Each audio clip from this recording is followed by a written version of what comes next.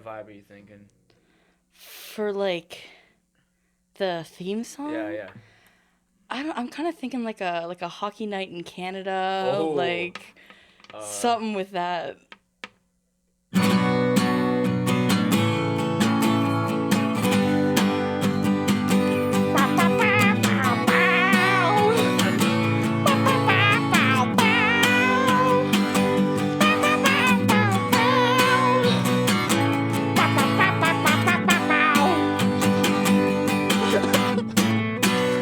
Type shit. Type shit. That was amazing. That was fire. That was great. Hockey night in the zone. All right. Tuva, welcome. Oh boy. Hell yeah.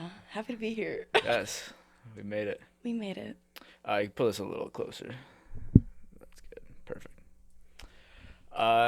You had quite the adventure to get here. It's pouring rain outside.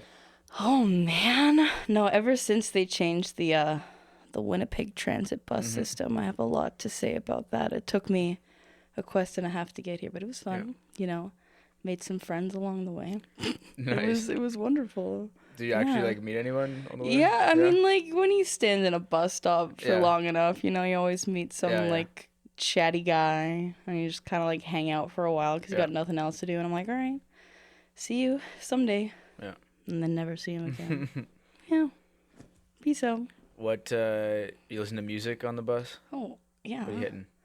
What am I? Oh my gosh. So normally, like, I just like to let my Discover Weekly take me on journeys on the bus because this is how I find new music. But today I was listening to specifically my playlist from like grade 9. And I don't know if this was like a shared experience, but did you ever just wake up at like the ass crack of dawn at like 7 a.m. to get ready for school and just start playing like Boogie by Brockhampton just super loud, and that's just how you start your day? Like, I was definitely actually I was a little late. Was that grade 9? All right. You're younger than me. yeah. I would have been, I think I was in grade like 11 or 12 when that was dropping. Yeah. No, yeah, I was like 14, like for first thing in the AM. I'm like, let's play the loudest fucking song you've ever heard. And that's what I was listening to on the bus today. Just to like, exactly. It's like a jolt to the system, you know? It gets some, that is a good going. wake-up song. That is a good wake-up song. It's crazy. Would be a wild alarm song, but you would get, like, you would ruin the song, obviously. It would ruin every song. Yeah. But that one especially is, like, so, like, irritating, but, like, in a good way, but at that point it would be in a bad way. Oh, I know. And, you know, there's just some songs I can't listen to anymore. I made the mistake of also in the 9th grade putting the song Little Talks of Monsters and Men as my alarm because it was my favorite song at the time. And like to this day, the second it starts playing, it's been like 10 years. I can't. It freaks me out so bad. So, you know, I ruined it for myself. Yeah. You live, you learn. I don't think what did I hit for an alarm? I might have done a song or two, and then I quickly discovered that it's not the play. You can't just put your favorite song as your... You can't. No, I know. And I learned the hard way. Yeah. Didn't make a smart call with that one. Yeah. You'd still be jamming Little Talks this day. It would still be your favorite song. It's a great song. It's a great song. But like, you know, what can you do? Yeah. What can you do? What are some songs you've been playing, covering? What have you been liking to sing? Oh my gosh. So like recently with Jupiter, I've been like really into a lot of like Big Thief, and for our EP release, we covered the song Not, which was like very, very fun for me. I love that song a lot. And we do a lot of, especially in my other band, Strawberry Punch, we'll do a lot of like 90s like indie girl rock covers, a lot of like heavenly songs, and recently we just did Kiss Me by Sixpence None the Richer, and that was really fun. So like that's dope. Very like wavy autumn vibes. Nice. Yeah. Autumn vibes. I gotta get in my bag. You gotta get in your autumn bag. The bag's out the door. Yeah. Like the bag's leaving the station. You gotta lock in. I've been dressing autumn. Yeah. I had that sweater that I just took off. Oh yeah. That's a nice. The quarter zip is a vibe. No, I take fall very seriously. Yeah. It's kind of like as a queer woman, I feel like they all just take fall really seriously. The second September hits, it's like I have to have watched Over the Garden Wall at least twice. I have like a special playlist filled with like 50s like doo-wop big bandstand songs, and I'm like, all right, it's time to get crunchy. We're getting crispy. I love it. Nice. Do you have a fall activity? A fall activity? Yeah. I mean, like, normal, like, what's better than like hitting the pumpkin patch, you know, which I haven't gotten to do this fall, which is actually like breaking my heart. I love a good like. That's what I was wondering, because I haven't. I actually don't know if I've ever hit the pumpkin patch. Oh, maybe as like a kid. You're crazy. It's I know. Wonderful. Right. And you go get some pumpkins. You go to like the corn maze. You know, you get Maybe like, the crazy corn in there. maze. I ended up this year. I've been there a bunch. Yeah. That's a good time. Yeah. No, I haven't gotten to this autumn. It's kind of been like a cop out for me. So that's kind of but you know, I just like walk around and like look at trees, and I'm like, oh, that's nice. And I just like smell the air, and I'm like, oh, that's nice. Yeah. And that's my autumn activity. Yeah. It is the best season to run. I'm a big runner, and as soon as you get out in the cool air and everything's colorful, and it's like, let's go. Oh, it's perfect. Yeah. Let's talk some music. Oh my god. You got 2 bands. Yeah. I still haven't seen Strawberry Punch. I gotta do that. Gotta get on treat. that. Right? It is a treat. It is a treat. But I saw Jupiter Meltdown at Must Be the Place. Didn't know you could even fit a band in that little corner. No. Definitely didn't know that whoever's playing there could start a mosh in that venue. But you guys managed it, and that was so sick. Somehow. Yeah. Oh my gosh, no, I love Must Be, and the entire time, because we have James and Jupiter, and James is a crazy guy. His energy is like through the roof, which I think I need. Like I tend to be quite, I don't want to say a low energy person, but my energy can be very reserved. Like especially on stage, I get very like. I don't want to do anything funny because people are going to think it's weird. And then I have James behind me doing like backflips and shit. And I'm like, okay, perfect. And like, his fit is crazy. His fit's crazy. Yeah. And like for that show, I was like, all right, guys, we probably like shouldn't do a pit or anything because there's like lamps and candles and stuff. And he was like, yeah, sure. But then we get to the one song where there's always a pit. And James is like, let's get the fucking pit. And I'm like, oh. And it was fine. No one broke anything because it was like a really respectful tame pit. Yeah, it was a very tame. Respectful's a good word. It was a respectful pit. Like, but it was a pit. It was a pit, and the entire time I'm like, fuck, there's like so many like beautiful pieces of art in this room. Let's not break them. It's like such a just cute venue. I love it. Yeah. Somewhere it feels very chill, very like relaxing, calming, and then just being there moshing was awesome. I love that. No, I'm happy that was an experience to be had. Yeah. No, Must Be the Place has been like, I think it was either like Jupiter or Strawberry who were like one of the first bands to like play on that tiny little stage just to see if it worked, and like ever since then it's just become like my favorite place to play. Like I don't care that you can fit like maybe 40 people in there, no more, because it's always just the best time. And I don't want to play to any more people. Like it's perfect. This is perfect. No one else come in here. This is great. I love it. It was great. That was my first time going there actually. When I saw you, and then I was there a couple days later for Irvin Miller. They were sick. And then I just hit them up recently because I was like, I gotta play here for sure. Like, this is a vibe. Yeah. No, and you can bring like any vibe there. Like you can bring your own little like acoustic act. You can bring your whole band. Like you can have a DJ. You can do anything. It's crazy. I've seen every vibe possible. Like they've done line dancing there. They've done like rave nights. They do craft nights too. If you're all about crafting, tonight I think they're doing pumpkin carving. But also there's like a dance lesson going on, but also like you're supposed to dress up as a zombie, and like what's up with that? What's up with that? I love that. That's amazing. It's great. pumpkin carving one night, and the next night people are raging face. Yeah. That's great. It's the perfect place. It really must be the place. Yeah. Like truly. Yeah. Yeah. And whoever's on interior design there is fucking absolutely killing it. Ate that up. Yeah. Ate that up. Oh my gosh. Ridiculous. Yeah. You big on I'm assuming you are, but I'm gonna ask anyways. Big on interior design, like your bedroom's fucking bussin'. I know. Oh my god. Yeah. Well, like ever since when I lived with my parents, I had this like beautiful little like tiny Wolseley bedroom with like these giant front facing windows, and it was like the most glorious little room ever. It was like I had a loft bed, and it kind of looked like have you seen the movie Howl's Moving Castle?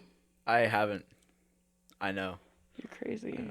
Okay, so there's this like scene in the movie where Sophie, the main character, goes into Howl's like bedroom, and he's the guy. Like he's the guy who's in the movie, you know? So she goes into his room, and it's just like decked out with like necklaces and jewels and charms and wind chimes and like a million like stained glass panels, and it's just like maximalist like heaven. And I watched that movie when I was like 10, and I was like, all right, that's it. Like this is my life now.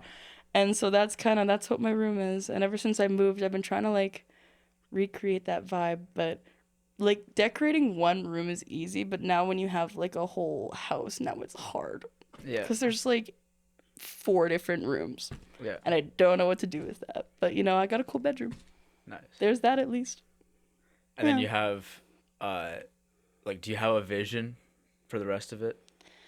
I just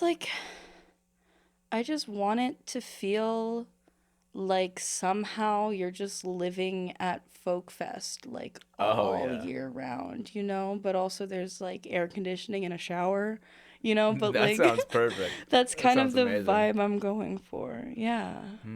Like just like whimsical city over here. That's cool. Yeah. Yeah, it's a journey. I like that as a point of reference. Folk Fest.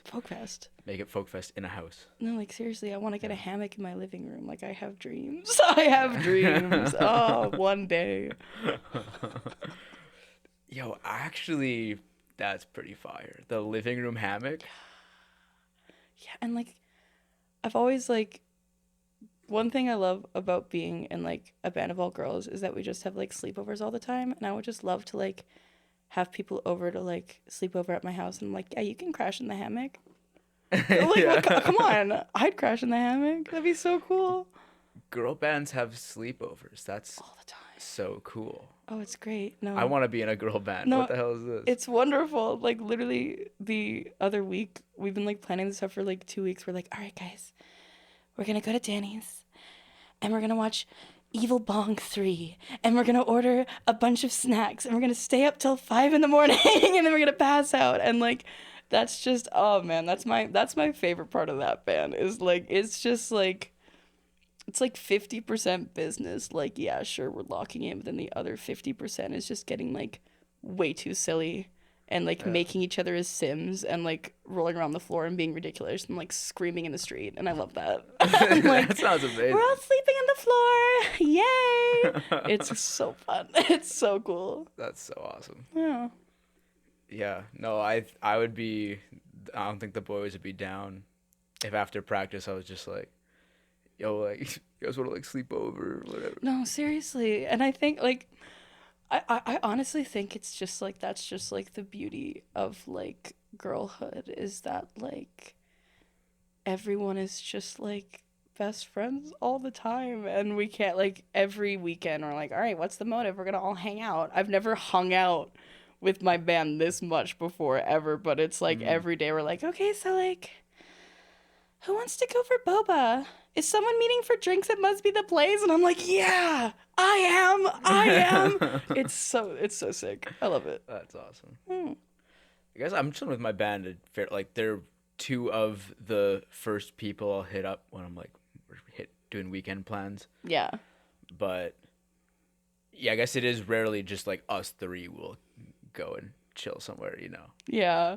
No, we were just doing this show for We Rock Summer Camp. It was this like Lilith Fair themed like 90s, what's the word I'm looking, compilation show where like a bunch of bands played these like songs from like female fronted bands from like the Lilith Fair era, and we were the last band on, and we had worked at this camp this summer as like band coaches and band managers, so like teaching kids how to be in like bands and like teaching them how to play instruments. And when they were coming on stage, the MC was just talking about how like the entire time that we were working at the camp, it's like these guys were just attached at the hip, like you would not see one of them without the rest of the others. And I'm like, yeah, you're right. Every lunch we're just sitting together at a little table. And I'm like, oh, it's true, you clocked us really hard, thanks. Thank you.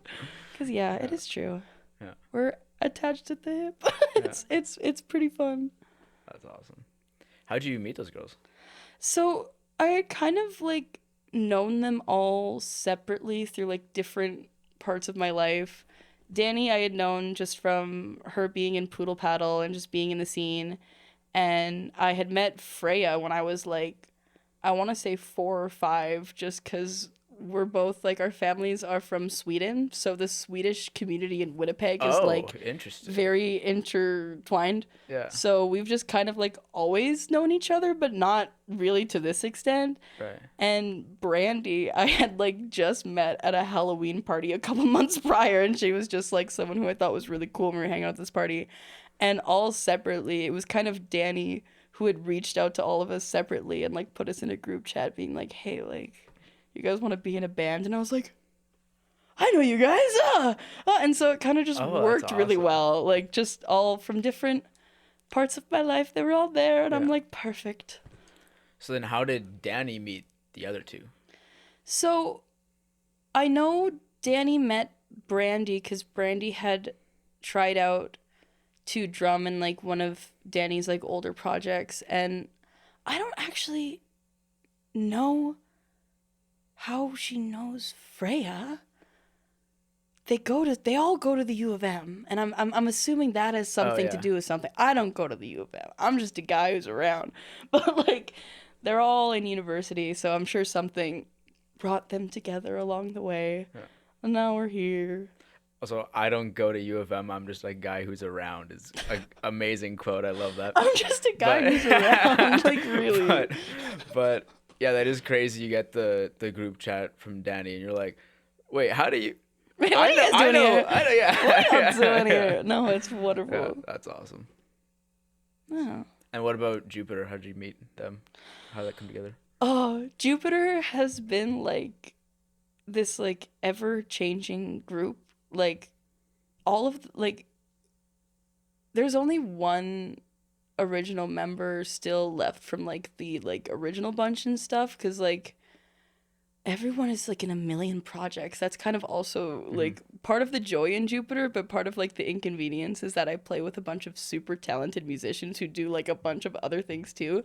So it's kind of like people come and people go, and people are here for the time, and then people are like, all right, I gotta leave, but then sometimes they come back, and it's kind of just like, who's around, you know? So like right now, Liam, our drummer, who is the drummer in Guilty Sleep, played with this band called Kokomono, and that's how I know Liam, because I used to like play shows in that side of the scene, and I met them because I was doing this like radio podcast interview thing for CBC, and I was like interviewing local bands about the Winnipeg music scene back in like the I'm so sorry.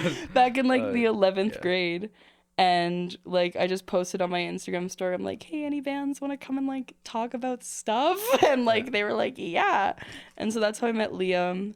And then we have James, who I met through just like being in the music scene and having a bunch of the same friends, which is also how I met Diego, because Diego is like best friends with James, and then like James introduced me to Teddy, who's playing bass, and it's like, you know, I think most of it's James right now actually, but like that's kind of what I like. That's what I need right now. I need a James, you know. He really he brings the business.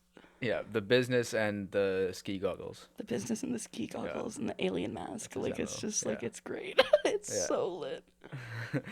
I forgot about the alien mask. He loves that thing. Oh, my God. It's so fun.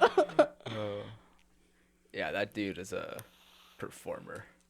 No, it's great to see. It cracks me up because, again, like, going back to the lack of energy I can have on stage sometimes, I just, like, I'll look back on videos and it'll be me just singing whatever. Like, I'm trying to move side to side. I'm doing my best to, like, let loose. And my favorite video of James is, like, it's one of our, like, first shows with James in the band, so I'm still, like, weird on stage, and I'm just, like, being my shy little self, and then James already, like, first show ever is, like, windmill spinning the guitar behind me, and it just became, like, just a really funny video for me. I love that video. Oh my God. Because it's perfect. It's that's the vibe, you know? This is the vibe we bring to the function. It's great. It's great. Yeah. I love sometimes, too, like, you'll be singing a song, and it's not like you're in it. It's not chill, but off to the side is James just screaming at the crowd. Like he's not in the mic, right? But he's just screaming at the crowd. The lyrics. No, seriously. And sometimes, like, especially when I sing, like, I'll have my eyes closed or whatever. I don't notice, like, what the fuck is going on behind me. And there's this other very funny video where I'm just, like, lost in the moment singing the song, and James is getting, like, so crazy, and then he jumps and just, like, slips and falls and eats ass so fucking hard behind me, and then gets right back up again. Like, he's fine, but I don't even see. I don't even know until the set's done, and everyone's like, yo, dude, are you okay? And I'm like, what do you mean? And he's like, did you not see me, like, kick ass over there? And I'm like, no. Like, I'm so sorry. I don't know what the fuck's going on. I'm sorry that happened to you. Oh my God. But yeah, no, we made a whole edit out of that one. I love that video. Nice. It's so good. Do you ever get distracted by something he's doing where it, like, throws off your own game? Well, like, honestly, I feel like I kind of, like, dissociate on stage. Like, I truly don't know what is going on. Like, I can see out into the crowd, but for the most part, I'm like, all right, we're singing, this is what we're doing. And not, like, in a nervous way. It's just kind of like, I go on, like, autopilot for, like, 45 minutes. And then I get off stage and I'm like, whoa, that was crazy. And, like, apparently behind me, like, Liam's broken a drumstick 4 times. Like, someone's, like, broken their arm. There's paramedics outside. There's a fire. Shot. Like, someone got shot. Like, I don't know what's going on. I have no idea what's going on. In fact, the band is all not there. No, like, everyone's fucking dead now, and I didn't know until it was done. Exactly. That's exactly how it is. That's pretty sick. Yeah, and I mean, like, it can be helpful, you know. Like, I'm sure there's some things that can, like, distract some people on stage, and nothing gets through to this guy on stage. I'm trying to be better with that. Like, I want to be a person who, like, interacts with other people on stage, because I'll watch other bands play, and, like, sometimes I'll see, like, the singer go around and, like, do something with the drummer, or, like, the singer's, like, interacting with the crowd or whatever, and I'm like, that's so cool. I think you're really cool for doing that. And then I try and do the same thing, and suddenly now, like, for some reason, it's embarrassing. And I'm like, why is it only embarrassing when I do it? But anytime someone else does it, I think it's cool. And that's where I'm at on stage, really. Like, that's what's going through my head. Well, my band talked about that because we want to do a little more of that, of, like, interacting with each other on stage. And we kind of realized, like, it is something you need to practice. Oh, yeah. Like, you can't just, like, because we're not just casually in practice. Like, I'm not just going up onto the kit, like, what's going on? So, like, you can't just, like, whip it out. Like, you need to, like, kind of rehearse, okay, this is where we're going to look at each other here. We're going to do this and that. No, I know. Like, I don't know if it's also just, like, a neurodivergent thing for me, but a lot of the times I have to, like, have scripts on stage of, like, I can sing fine. Like, lyrics are fine, singing's fine, performing's fine. It's everything in between that. Like, especially when I'm in a band and, like, someone else who isn't me has to tune, and so there's this space that, like, has to be filled. Nightmare. That's literally my nightmare. So, like, sometimes before shows, like a week before a show, and especially a lot when I was younger, I would like write scripts and like, this is what I'm gonna say in between this song, and here's a story that I'm gonna tell. And like, I remember one of my first shows that I ever played at like the Goodwill back when that was a thing. I literally like underneath my feet had like a notebook with just like lines of dialogue, which was crazy because it's like, okay, sure, I can go and like scream my ass off in front of like 70 people and that's not gonna like affect me at all. But like, God forbid I have to be like, so how's everyone doing tonight? Nightmare.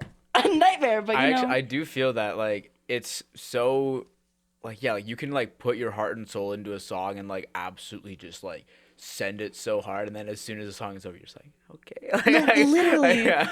And that's my favorite. Like, we have this song with Jupiter where it's called Aftershock, and I just spent like the last like 2 minutes of the song just like screaming and wailing and like whatever, like full high energy, and then that's all done and I'm just like, thanks everyone, I hope you have a great night. And that's like, come on, where's the good ending, you know? I gotta be like, thanks guys. It's not gonna happen. One day maybe I'm gonna get brave.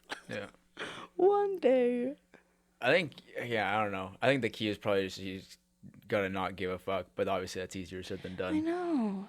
And it's like, everyone who I look up to doesn't give a fuck. Like, truly, what am I missing? Where's the block? I need to, like, break the wall down, because then when I don't give a fuck, everyone thinks I'm cool. Like, I don't know. We're learning. I do that too, though. Not the script, but I will, like, write a couple notes on the set.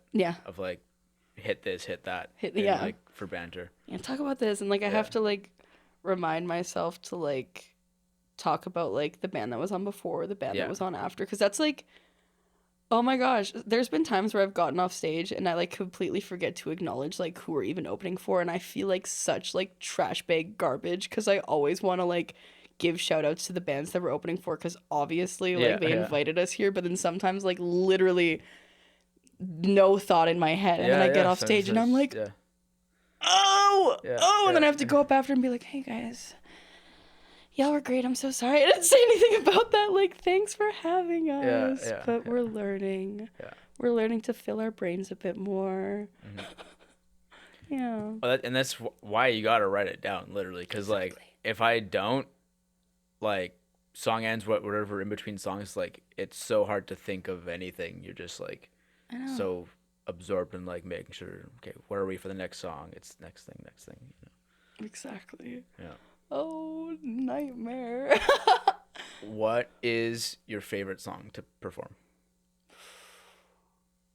For like, with which band? Give me one from each. Okay, so for Jupiter, my favorite one is probably like always gonna be Aftershock until like I find a new favorite song. That one's just been my favorite for a long time. That might be my favorite that you guys have, actually. Thank you. That one, or what's the name? I think it's a person's name with an A. Oh, Astrid. Astrid, yeah. Oh, Astrid. No, I love doing Aftershock live, mostly because that's like the first song I ever wrote where I was like testing out what my voice could do besides just singing like folk music, because that was kind of my thing for a long time. It's like indie folk singer songwriter, and I'm like, all right, now like what if we're angry too? Like what if we're also mad? And so I really like that one. And with Strawberry, I really also, for the same reason, love when we do Jane. We have the song called Jane, which is like the best way I can describe it. Have you ever seen Mean Girls? Like, I haven't, but I know. What's wrong with you? I don't know. I don't have these girls sleepovers. I haven't. So for those of us in the know, Mean Girls, they have this character named Janice, right? And like we don't really know what's up with Janice, but like the whole thing is that like she's just made out to be like this like angry lesbian or whatever. And so like I kind of like wrote this song like almost like out of the perspective of being like a Janice type angry high school lesbian. It's like a very like niche experience of being cool. like a queer person in your youth and like not being able to acknowledge that and like having crushes on like other women, but you can't say anything about that. And also they're straight. And now it's like, oh, your friendships are jeopardized. And I'm like, all right, we're gonna write a song about that. And so that's that song. And also for the same reason, like I get to like scream on that one, which is something that I like don't normally do, but I've started doing and I like that. It's fun. Nice. I've been doing that a lot more. So like that's all because of Jane. So thanks, Jane. It's a banger of a tune. Is that Jane, our mutual friend, Jane Fuentes? No, Okay. no, like 'Cause you said that. Okay. No. So Jane is a person though. Jane, Strawberry Punch has a habit of like naming songs after women. Like that's just kind of like, and I also like I've done that a lot too. Like I have Astrid. I have a song called Aubrey. Strawberry Punch has Jane. We have Bathsheba. There's another one and I can't remember it. But anyway, like we just name songs after women because we love women. Like that's really at the end of the day, it's like we just love women. I would you know? name a song after a man. You know, like fuck that. But yeah, no, we had this like idea. We've been coming up with like potential names for EPs for Strawberry, and like we haven't come up with anything. But like one of them that I really liked, I can't remember who came up with it, but it was like love letters for girls, and I'm like, yeah, that's our good. vibe. That is our vibe. Love letters for girls. I still don't have a girl name song, and I really want one. They're always but it's the just never best. come together. Like I'm just thinking of like all of my like favorite songs in this life, and they're all like named after women, you know? Mm-hmm. Like think about that. Like Suzanne, Leonard Cohen, banger song, you know? Or like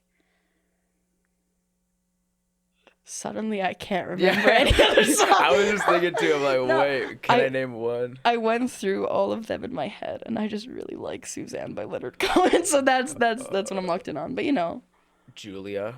Beatles. Yeah. Angie, Rolling Stones. Hey There, Delilah. Hey There, Delilah. Where did they go?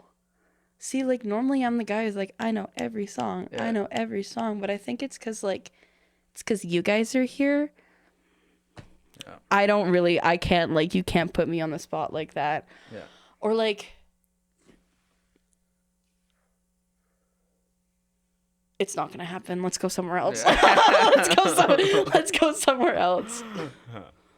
Where should we go? Let me think here. No. Lucy in the Sky with Diamonds. That's Fuck! a good one. We got one. Okay. We're back. Yeah. Eleanor Rigby. Fuck. Yeah, they're all Beatles. Beatles has like 20. Beatles. Okay. Wait, I want to try to name another Beatles one. They got one more.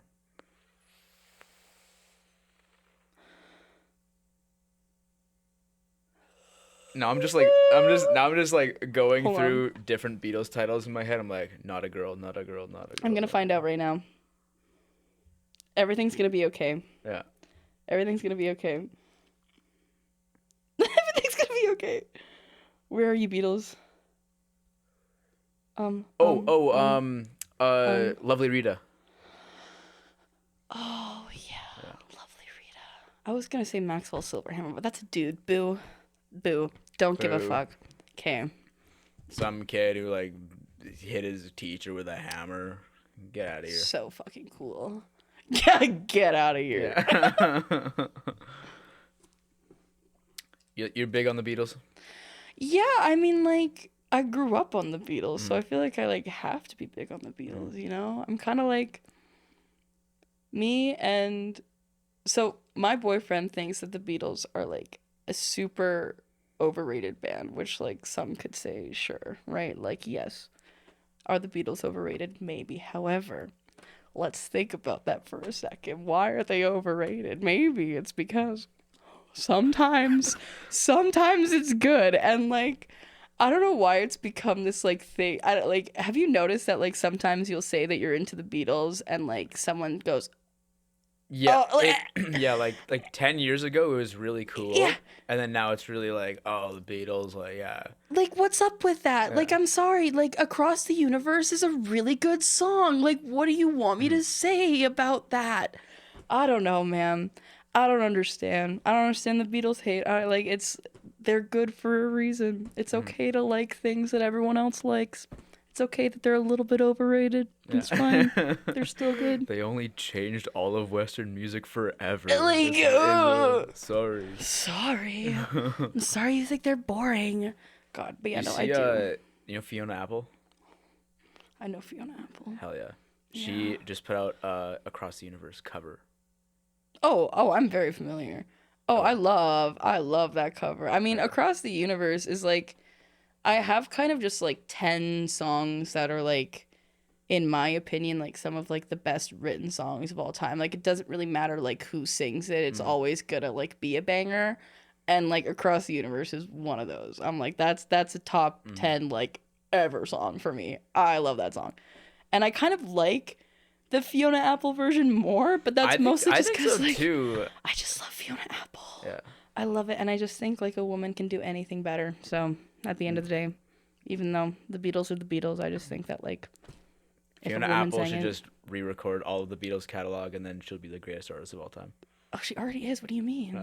She already is. She made it. Oh my god. But yeah, no, I just like. I love Fiona Apple. She's one of my like biggest songwriting inspirations. Like her and Adrian Lenker are kind of like tied, and in my head they kind of just like kiss each other for first place. You know, I love them. Those two are like incredible songwriters. Like it's actually ridiculous. I'm so jealous. Yeah. No, sometimes like I know it's all about honing my craft, but sometimes like someone will write a song that's so good, I just get really mad that I didn't do it. Yeah. And I'm like, oh, why can't I have that brain? And that's like most of Adrian Lenker's music. Like I listen to it and it's so special to me, and then I just get mad that I didn't think of it. I'm like, Yeah. one day my brain will be that big. Fiona Apple, I remember seeing like a little interview thing where she's like, she doesn't write a lot. She'll go like a long time without writing anything, and then she like something hits her and she just like makes a masterpiece in like a day or something. I'm like, girl, me And then, too. Like, yeah. Oh my god. I think the longest I went without writing a song was like a year and a half. Like I literally just like didn't do like fuck all, and I just couldn't think of anything. And it was just, I don't know, it was one of those years where I was on like autopilot, and I was just like, this is my life now. And I would like perform songs that I'd written, but I didn't write anything. And then it's like a year and a half later, I like wrote like a song, and I'm like, all right, we're back. And then sometimes it'll take like months, but then sometimes it's like, all right, like 4 songs in a week, and then never again, you know? Yeah. It's a cycle. It's fun. It's fun. I'm trying to get better at that, of like setting aside the time and like writing something, you know? I know. But this is one thing I just started doing recently. Dream journal. Dream journal. Write down the dream, and then in the afternoon I look at it, and then I write a lyric based on the dream. Do you like remember your dreams? In the morning, yeah. I'll have like glimpses of potential memories of my dreams, and I just like, I don't know what's up with that. I think I smoked too much weed. I don't know what's up with that. I can't remember do it. my dreams. I wish I could do the dream journal thing. I smoke weed like maybe half the nights, and I'll still remember the dreams then. But I'm also not getting like baked. Yeah. Like I remember like the settings of my dreams, and that's like it. And for some reason they always, like, a lot of them are like implied to take place in Churchill, Manitoba. Whoa. Don't know what's up with that. I just wake up and know that. You never been to Churchill? Oh, I mean, I've been to Churchill, Manitoba. Okay, well, that makes a little bit of sense. I've been, like, once in my life, I went to Churchill, Manitoba, and for some reason, like, I'll just wake up and, like, I'll remember, like, glimpses of dreams, like, nothing in particular, but I just know in my heart of hearts that it was Churchill, Manitoba. Damn. I don't know what's up with that. I don't know what the correlation is. Churchill is calling you. Churchill is calling me. It's actually wonderful up there. Like, I'm gonna be so honest with you. Kind of like. I do really want to go there. It's like a trek to Oh my get God. there for like how long would you stay at Churchill? Well, oh my God. See, we were there when I was there, it was grade 10 for like a science trip for high school, and we were there for 5 days. And like, I don't know what you would do there recreationally. I'm trying to think of like There's just like being a guy polar who wants to, bears. yeah, you go get a tundra buggy, you Yeah. hire someone who's going to drive a tundra buggy and you go Yeah. get like a tour of the tundra, and then like inflation got crazy out there, so you can go pay $20 for a milkshake and like that's what you Sick. can do in Churchill. And like there's a lot of wonderful people, like that was Mm. the fun part of Churchill, was that we got to like hang out with all the other like local kids and stuff, and like we got paired up with like the kids in the school there, and they got to like show us around town, and we Oh, just that's had like sick. a really good time. That's awesome. So that's what you do in Churchill. You make friends. Mm. You go and you make friends in Churchill. Yeah. Play a gig. Play a gig. Yeah, Yeah. biggest gig of your life. Churchill, Oh, Manitoba. they, I think they'd really appreciate it, Yeah. honestly. And they Yeah. have a good space for it too. They have Yeah. this like, I think it's called the Complex, and it's like a building that has, I love it because there's only one in town. yeah, So it's called the not Complex. complex. And it's the building that has everything in it. So Yeah. it has the school, it has the movie theater, it has the playground, it has the gym. It's got like a canteen in there. It's got some other stuff. We like slept in there for a night. It was fun. They had like a kitchen in there. It's just like it's the everything building. Sick. And I'm sure you could play a really sick show there. And I'm sure it would rock the house down. How many people live in Churchill? Oh my Ish, God. if you know. Like, don't ask me to estimate numbers because it's going to be wildly off. I'm going to say something like yeah. 5,000? Wait. Is it 5,000 your best guess? I'm going to say 4,500. Okay, I'll bang the higher. 500? Yeah, 5,000? Okay, Yeah. hold on. How? bang the over. Hold on. Population of. I can't do estimations.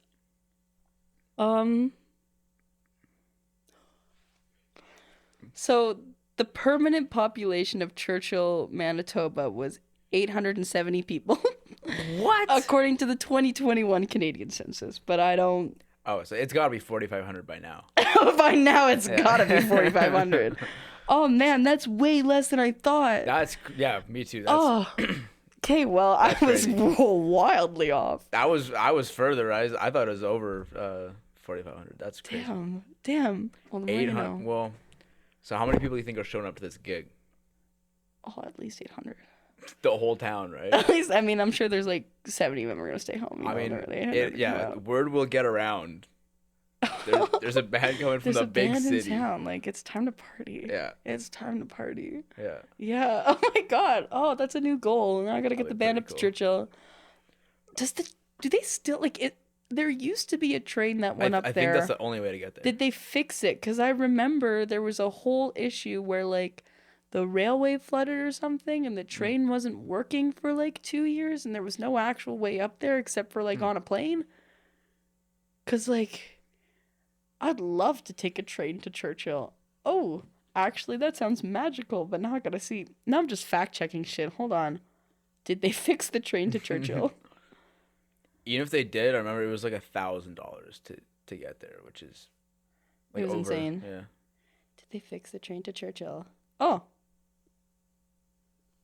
They fixed the train to Churchill. Let's go. Congratulations. Let's go. They did it. Oh, man. Do you want to go in the summer or in the winter? Because like it's winter anyways, but like Well, it can get like pretty warm up there in the summers, I've heard. Like the snow melts eventually and like things grow. There's plant life and stuff. and- I thought it was just Nah, straight winter. No, it's not like the Arctic. Like we're on the Okay. tundra, so at some point it all thaws out. I've only ever been in like the middle of winter, so I kind of want to see like what happens out there in like July, But I feel like the quintessential Churchill experience is winter. Oh well, yeah. I mean, like tundra buggy with no snow. What are you doing? That was crazy. I did love being on that tundra buggy. We saw so many polar bears. It was wild. They were coming right up to us. Oh, man. That's so cool. I could have touched one on the nose like twice, and I just like my heart wanted to do that, but I know what's gonna happen. Like I know. But the way they look at you, like they look at you like you're like sweet old family dog. Like it's crazy. Like they get up on their hind paws and like their eyes, they just look like they're just full of peace, you know? And you just want to touch them, but you can't do it. You can't do it. That's my least favorite part of Churchill. Can't touch them. They'll get you. Like they will get you. Yeah. Oh man. Damn. I saw elephants. This reminded me of that. I saw elephants in Thailand. Elephants. And we were like swimming with them in like in the river and stuff. It was great. That's crazy. I heard that elephants look at humans like we look at dogs, basically. They think we're cute. They're just like, oh, the cute human is feeding me a banana. I know. And I just wish I could hang out with elephants all day, you know? Because, like, what a way to live. Yeah. Oh, and that's so cool. There was a baby elephant. So it was like half the size. And he was running around. He was happy. It was great. Dude, that's sick. Literally my only experience with elephants is, like, traumatic because it's back when the zoo used to offer like elephant rides, which is super not cool. Oh yeah, no. And you know, back in the early 2000s, zoo did that. Yeah, the zoo did that, and the Shrine Circus. You remember the Shrine Circus? No. It was a circus that like went around at least Manitoba. They did like elephant rides, and it was just like these circus elephants. Like it was actually really it was really messed up. I might have been to one of those when I was like super young. Yeah. I went to some circus when I was super young. I know I rode an elephant because there's a picture of me riding an elephant. I don't remember it though, but I feel bad about it. Yeah. I don't feel good about it. I'm like, damn, this is not how you should be living, dog. You should be swimming in the river with a bunch of people in Thailand. Like, well, I guess if it's like for them, I guess it's like for us if dogs were paying to ride us. We're like, fuck out of here. Like, dude, what do you, like, seriously, right? Like, imagine being an elephant. You're like, this is my life. Get off, bro. What the hell? Well, no, they dealt with me anyway. I don't know. But I want to see, like, elephants in their glory, you know? Not in the circus of, like, it was, like, in, like, a rec room in Kenora. Like, I don't know how they got an elephant in a rec room in Kenora. I don't understand, but whatever, man. Whatever. They're free now, I hope. I hope, I pray. In Kenora, remind me of so Kenora, Churchill. You've been around a little bit. You've done a little bit of traveling. I've been like around. Let's go. Yeah, no, my family's from Sweden, so I've been there like a million times. Awesome. Yeah. Not actually a million times. Yeah. I've been there like 6 times because we can like go back once every 4 years. That's about how much money we have to do that. And then once you're in Europe, like, it's really easy to just kind of go around. Like, when you're there, and it's like, all right, let's take a $50 train to a different country, you know? So, like, I've been to, like, Germany and, like, Amsterdam and, like, all around Scandinavia, whatnot, and, like, been to some places in the States. I've been some places. I've been fortunate enough to go to some places. Not for music yet, though. I'm kind of, like, waiting for the day where I can, like, go on tour and then travel, but for, like, a reason, you know? Yeah. That would be sick. That's gonna be awesome. Yeah. Do you think you would do that solo or with one of the bands? Oh, with a band. Yeah. My gosh. Me by myself, that's terrifying. I need my guys. Like, Strawberry is trying to organize some kind of tour for next summer, but like that's just gonna be its own little Canadian thing. We're not getting too crazy yet, but any tour is a good tour. I'm just excited. I've never like traveled with a band before, and like I've been fortunate enough to like play with a lot of touring bands, and like I'll ask them for their story, and they always just talk about how like miserable they are on the road sharing a car together, and I actually can't think of anything better. I'm like, no, put me in. Sleep over every night. Sleep over. Like, seriously, that's what I want. That's what I'm excited for. So hopefully soon. You gonna do Western Canada? Yeah, no, we wanna make it to Vancouver. Nice. That's like I've never been to Vancouver, which is unfortunate. I've been like almost everywhere cool in Canada and never made it over there. So I'm gonna try. Hopefully. I guess I haven't been to the East Coast. That would be the Yeah. one cool place I want I to go to haven't the been. East Coast. There's like, I know a lot of my like grandma's friends moved out there. You know, they have like some really cool old people out there, and I can go hang out with them. Mm-hmm. I want to go check that out. That sounds lit as fuck. They have like a really great like folk scene Yeah. in like Halifax and stuff. Oh yeah. Yeah. No, Halifax is kind of like when I'm like 50 and like maybe I've like made a name for myself as like this like mysterious like folk legend who just like wanders around and like plays guitars and bars and like no one actually knows my name. I'm just my story, you know? And then I'm gonna go move to Halifax and like live on the rocks. Maybe in like a Nice. lighthouse or something. Oh, in the lighthouse. It's Yeah, great. I think a lot about becoming a lighthouse keeper sometimes. I don't know if it's just that time of year, Huh. but like I think it's just that time of year. I'm like, huh, I actually really could The take care of a lighthouse lighthouse. keeper fantasy is a unique one. Yeah. What do you think is drawing you to the lighthouse? Honestly, apart from the light. The drama, like just like the drama of it all. Like, oh, there she is, the lighthouse keeper, like The mystique. up on the hill. Like the townspeople can see me on like the very top, like looking out on the sea. Like, who is she looking for? We'll never know. They're gonna write stories about it though. That's what I want. Good. That's good. I'll come down to the town once a month for like groceries and stuff, Yeah. and everyone's like, "Oh my god, Yeah. there she is." Yo, my brother said he heard her playing music one time. Exactly. It's like, and if you're up at 2 in the morning when the moon is high, you can hear her voice carrying down from the hills. You know, like over the waves. Like you'll hear her enchanting siren song. You know, that's my dream. That's my dream. Oh, that's a good one. Thank you. It's kind of like a very like.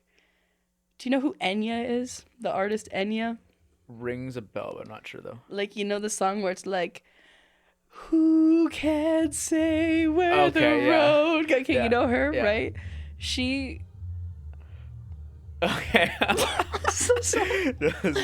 No, she released all of these albums that went like platinum on platinum, crazy styles. She's never once in her life gone on tour. I don't even think she's ever done a live performance ever, but like her songs have like surpassed Billboard status, and now she just lives in like a castle and no one has seen her in like years. She's just there, and like she's kind of just like a legend. And like no one really sees, like she's fine, she's just she lives a life of solitude, but like makes like billions of dollars off of her music, which is like, I love that for her.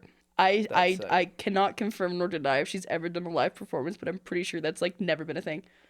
And she just lives in her castle and like hides in the night. And I wish that was me. The castle's such a awesome play, man.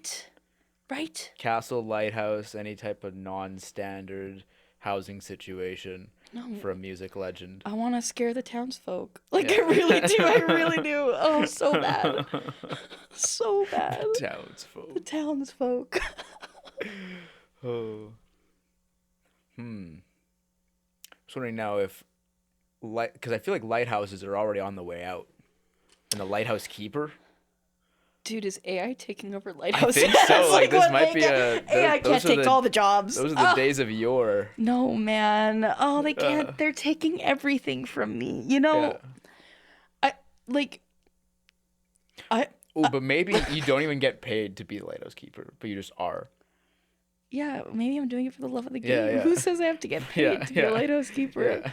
No, I just literally like sometimes I have these like weird random like fantasies of having like these crazy jobs, and then I just realize that every single one of those can just be like taken by a robot now, and it's not as whimsical anymore. Wow. It's like, if only I could be a milkman. You know, like no, you can't, because you can have a robot. You can be your milkman now. Anything you do. You can't have whimsy anymore because AI takes your whimsy. It's gonna take it from you. It's gonna take your job. It's gonna take your money. It's gonna take your whimsy. Take your fucking whimsy too. Yeah. Like, can't have fucking lighthouses anymore. Oh. God damn it. It's horrible. It's messed up out here. Can't just like own a tavern anymore. Yeah. With like 3 people in it. Yeah, because like you Joe. Actually. Like, you can't just have the same, like, 5 customers all day. Yeah. Like, you have to actually, like, have more than, like, one adventurer come into your tavern Yeah. to pay your rent. You need to have an Instagram account. It's disgusting. I can't just like run a bookstore with like a cat that like literally like 3 lesbians shop in, and I also am able to like have this bookstore in like the middle of Brooklyn and like not have to pay rent for that. What do you mean? Can't have anything.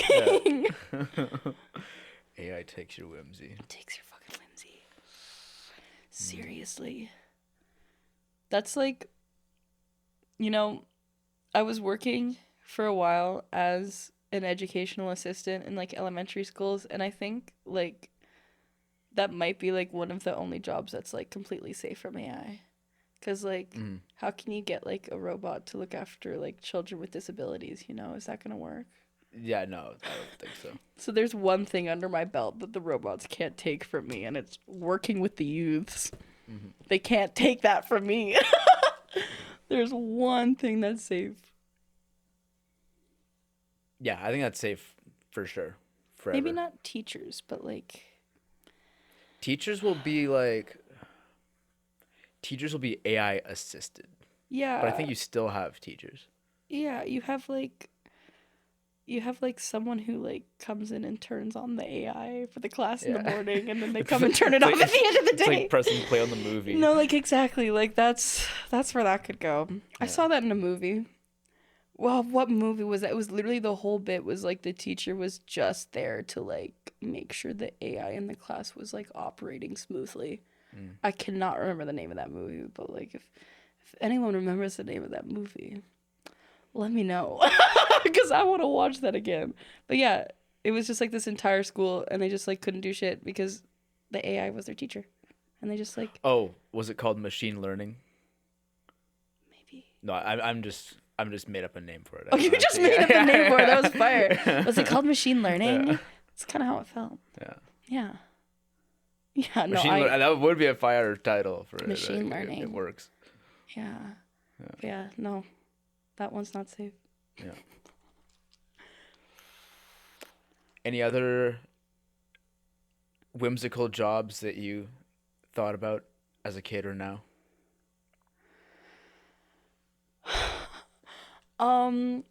I used to want to, when I was a kid, I used to think that like there were like 3 options for like jobs when you grew up. Well, like in a way there kind of are. Like it was like you have 3 options. It's working with people, working with animals, or working with food.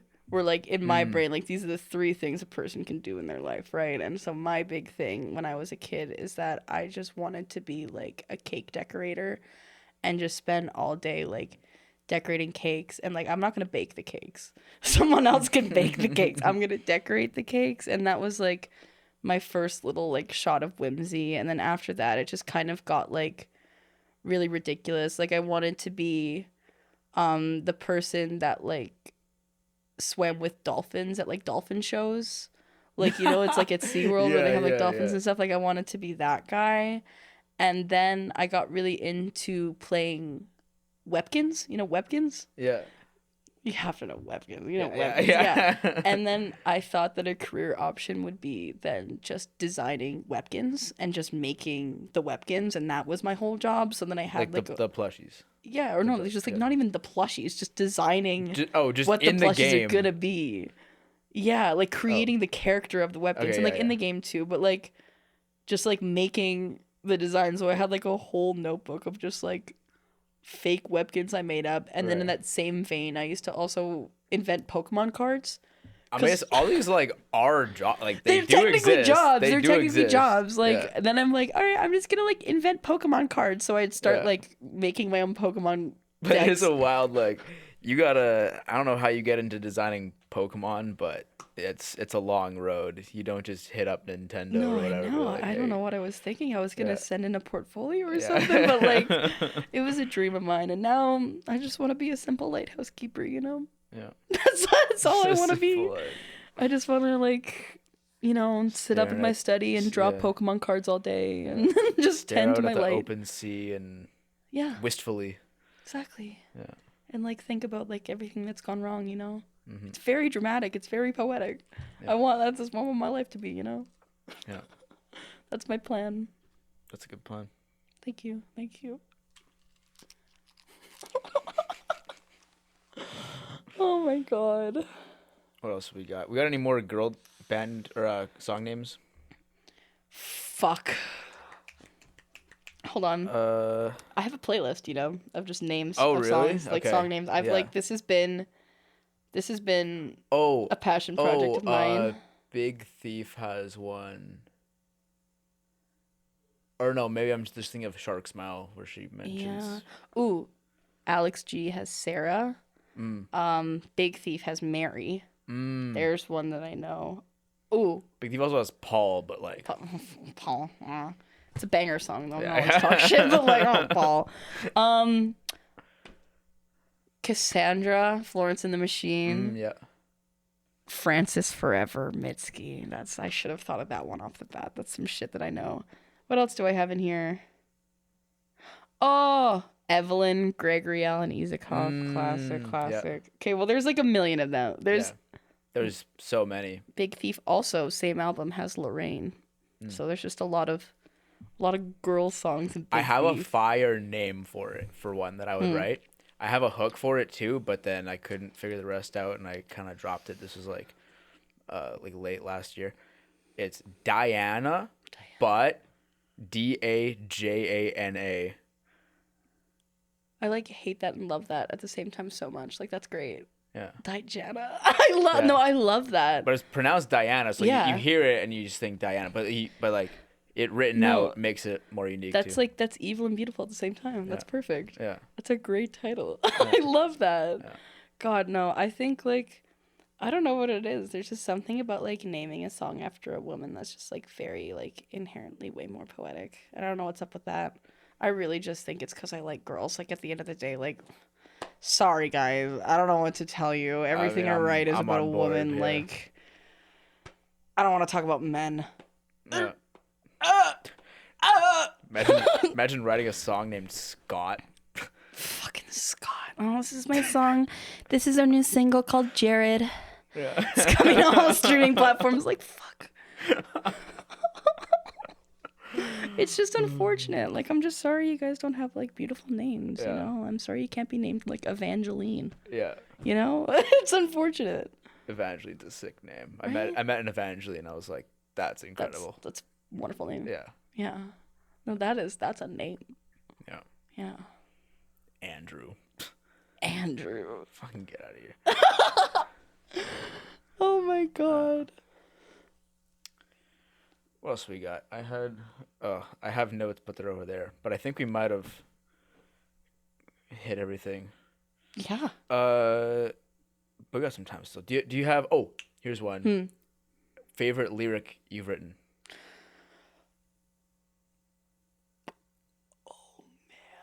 Oh man. I gotta like take a journey here. I take my main thing in this world is like writing lyrics. So picking like a favorite lyric is hard. Probably I have this song that I just finished writing like a couple months ago. And like this is like as of recent like my favorite song that I've written, but that always changes because I can never pick anything. But it's called Hand in Mine, and I had this. It's pretty like literally like pretty much the entire half of the second verse is like. It's like write a letter I won't send. Tell me I'm your best friend. Waiting like a dog. Love me, I'm the one you've lost. And it was kind of this whole like metaphor of feeling like literally like a lost dog in the street. And it's like you have this one person and this one person is like leaving you behind in this world, and you're just like this like sad little puppy out in the rain, and it's like, oh, but what about me? What about me? And so like that's kind of been the one that's like on my dome these days. That's great. You know? And that's such a good concept. Actually, while I was out for a run like last week, I had a flash of like, okay, what if I did something like a dog metaphor, but then it gets like silly. It gets like like at first it's like serious, like oh, like I'm waiting at the door or whatever, like waiting for you to come home, whatever. And then it's like, I haven't eaten in weeks. I haven't eaten in weeks. All I do is eat Kleenex and lick my balls. Like, whatever. Like, just, That's fire. Yeah, like, I think that would be funny. That's perfect. Then, I fucking forgot to... Like, I was out for a run. I didn't have a way to record it. And then I got home, and I still kind of had it in my head. But then I got busy throughout the day, and it was like, I was like getting into bed, and I'm like, oh, fuck, like, do I still have that melody? And I didn't really have it. I had, like, the concept and like a couple lines, but I didn't have like the exact like wave I was on. No, sucks. That sucks. Yeah. Oh my god. We'll find it though. One of the banes of my life is like in my head, like there's always some freaky melody going, and like sometimes, especially when I'm in like the shower or something, I'll come up with like the craziest melody ever, and I'm like, yo, if this was like a chorus, like this is like some top 40 shit. And then sometimes I'm lucky, like I can catch myself and like get something on like my phone, just like audio record it, but like sometimes it's like banger banger banger, and then I take like 5 minutes too long, and then it's just never right again. And it's like, what could have been, you know? Could have been the next Elton John. But you would have never known. You never would have known. Oh no, it sucks. Sometimes too, you'll record it, but then like you listen back the next day and you're like what? Like, girl, what the hell? Because it doesn't like you're not feeling what you were feeling then. Yeah. You're not, like you're imagining in your head like this larger song, and then you're singing like part of it, and then you listen back and you can't hear what you were hearing in your head. You know. Yeah. And it's just never as good. Yeah. No, it's no fucking fun. It is no fun at all. What was the fastest song you wrote? The fastest song? Probably also Aftershock. Like, that was the first time, like, Aftershock is kind of a freaky song because I started writing that song, like, 5 years ago and then didn't finish it until, like, 2 years ago. Like, it was one of those, you know, where it's like you write something and then you're like, yeah, sure, but then you never finish it. And then sometimes you, like, years later, you're like, let's see what I did, and then maybe something will strike me. And then you find this, like, entire thing, and I'm like, actually, this rips. And then I just wrote a bridge, and I'm like, we're done.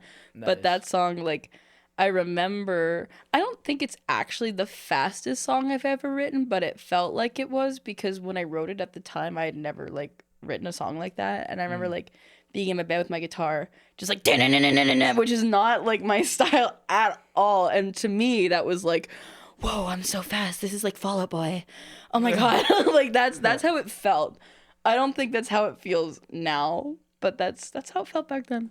It felt like it was way faster than it is. Nice. So yeah, that's my answer. When was that? Like, when did I start writing that? Yeah. I started writing Aftershock when I was like 15. Oh, and then I finished it when I was like 19 or 20. Yeah. Like, it took a while. It's one of those songs where it's like I really liked what I had, but I just couldn't find a way to wrap it all up. And I'm like, I'll come back to this one day. Mm-hmm. And then I did. It was like a funny timeline, because it was like the song was also like written about like this one relationship that was also like happening like over the course of this period of time. So it was kind of like a really like interesting way of like the finale of the whole shabacle was I finished the song and then everything was done, and I'm like, wow, how magical is that actually? Like that's kind of perfect. What a way to go. Nice. But yeah, it took a long time. Yeah, it was worth it though. I love that song. Yeah, and it's finally out, which is sick. Finally. No, like that's crazy. Most of the songs, especially with Jupiter, are songs that I wrote when I was like 14. Like, I wrote Haunt when I was 14. I just turned 14. Oh, wow, okay. And like, I love that song. That's also one of my like favorite songs ever. And it just like, I never could get it right. Like, I tried recording it before, and I was never happy with it. Like, it's never what I wanted it to be until finally, after a million years, we recorded it, and I'm like, okay, this bangs. What was like a change there instrumentally that made it pop? Honestly, like, having the band really helped. I was trying to do a lot of or like I guess make a lot of musical decisions that I didn't feel like I quite understood how to make at the time. Like when I wrote that song, I didn't know how to play bass. Like I still don't know how to play drums, but I didn't know anything about how drums were like supposed to sound. And so it's like I'm working with people who are handling my music, but I don't know how to like advocate for what I want because I don't have like the vocabulary for that. So I'm kind of just letting whatever happened to the song, and then all the work is done and I'm not happy with it because I just let people do whatever they want. And then now I'm in a band with people that I can communicate with, and also I have this like very interesting language with music, and especially with other musicians. Like I don't know what key we're playing in. I don't know what chord this is. We're going off of vibes, and I'm working with people who understand what I'm saying. So that's really helpful. Like when I tell James or Diego to be like, on the third fret, can you do something like and I like literally do it with my voice, and then they understand what I'm saying, and I'm like, thank God, because I hear it in my head, but I can't say it out loud. Yeah. And so that kind of really helped with like this version of Haunt. I'm like, hey, this is what I want. And also now I've learned some more vocabulary to like say what I want in the studio. Like I want some more reverb on here, and I think the vocals need to be doubled here, and we're gonna add 1 million harmonies, whatever, you know. Like I can do that now. Now I'm happy with it. Awesome. Yeah. And one big thing for that too, like changing it from acoustic to the band on that one specifically, is like the drum pattern of the oh yeah, like that adds a lot of jump. That's really sick. Oh my God, no. And like Liam Liam is like one of like the most talented drummers I think I've like ever met in my entire life, and truly everything he does with like any Jupiter song is like changed it for the better. Like it couldn't be anything good if Liam wasn't there, truly. Like one of my favorite things he does is on Astrid. He does this like freaky build at the bridge, which I just love, a freaky build, and that was never even like a consideration in the song when I wrote it, and now it's like it can't not be there. Right. It literally like it has to be there. So that's been a really big game changer, I think. It's just having a roster of real talented guys who can like handle my shit. And that's it's important to me. I needed that, I think, a lot. Yeah. And so they'll all work on the recording, right? Yeah. Like for everything, yeah. Yeah, no, like we all were in the studio together. We made like fun little days of it. You know, I love studio days. We'll like record for 4 hours and then go get McDonald's and then smoke weed and then come back and record for another 4 hours, and it's just like it's a real good hang. And yeah, no sleepover though. No sleepover. Yeah. Unfortunately, I always want to sleep over, but they're like, I'm gonna go watch wrestling. Like, like, I don't give a fuck.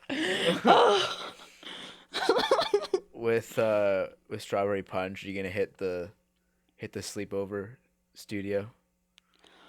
We want to. Yeah. Our dream is to just be able to like record for a weekend and then also like crash at the place and then just like do that. That'd be so cool.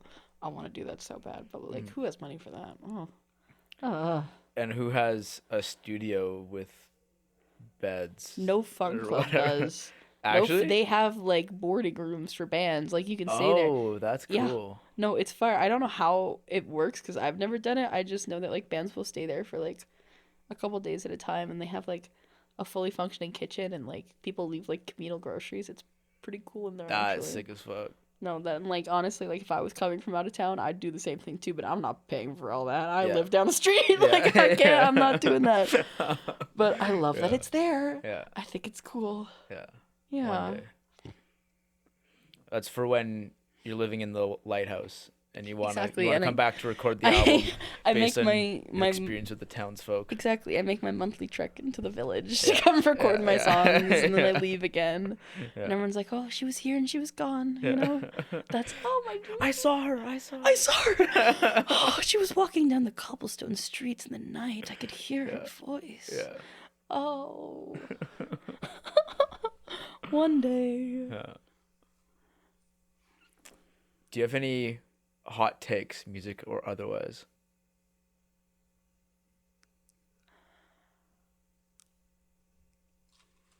Okay. I think that a lot of male vocalists, a lot of the time, they get away with singing like shit, and people still respect them for that.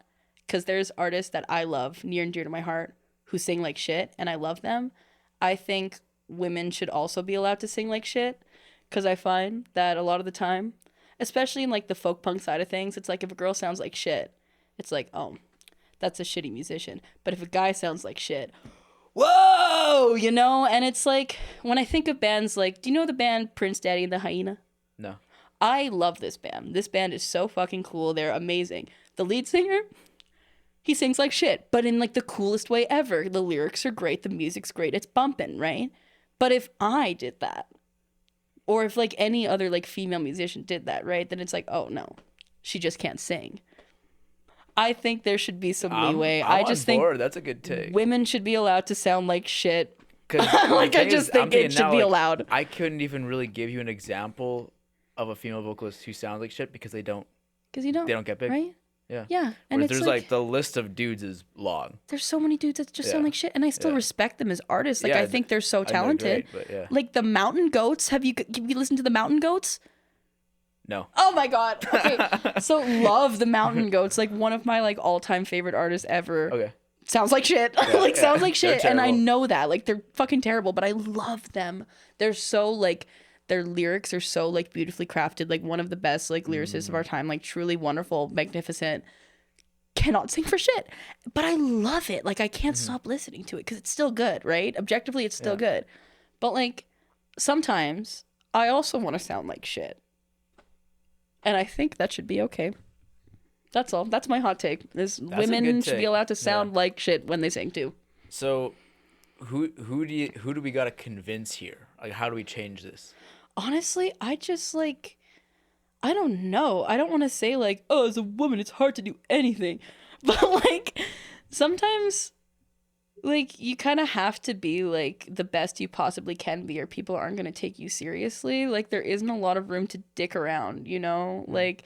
And that's kind of annoying for me. Like I play bass, all right. I play guitar, all right. That's not really the point, but I find that like people tend to focus on that a lot more because they see a girl pick up a guitar and expect her to like shred because it's like she has to be like brilliant or she doesn't know shit.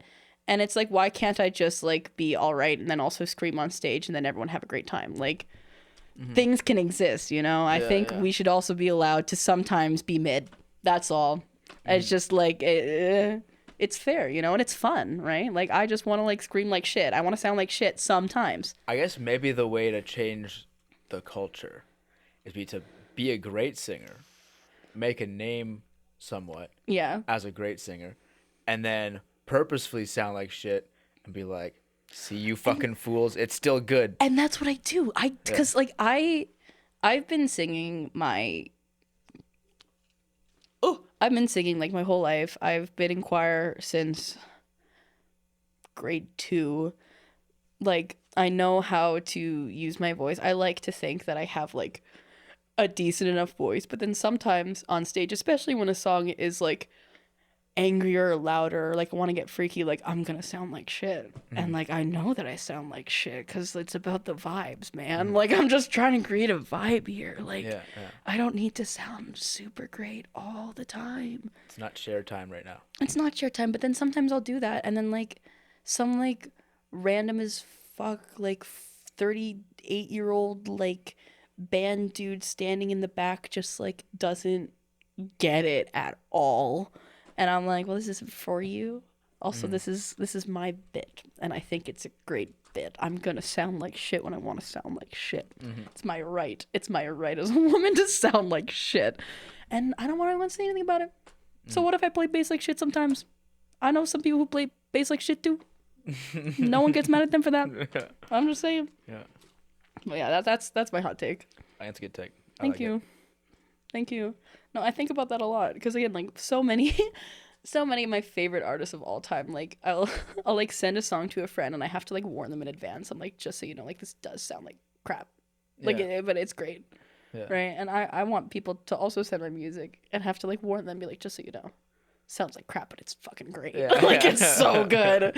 I need people to vouch for me, you know? Like, that's what I want. There's no female Bob Dylan.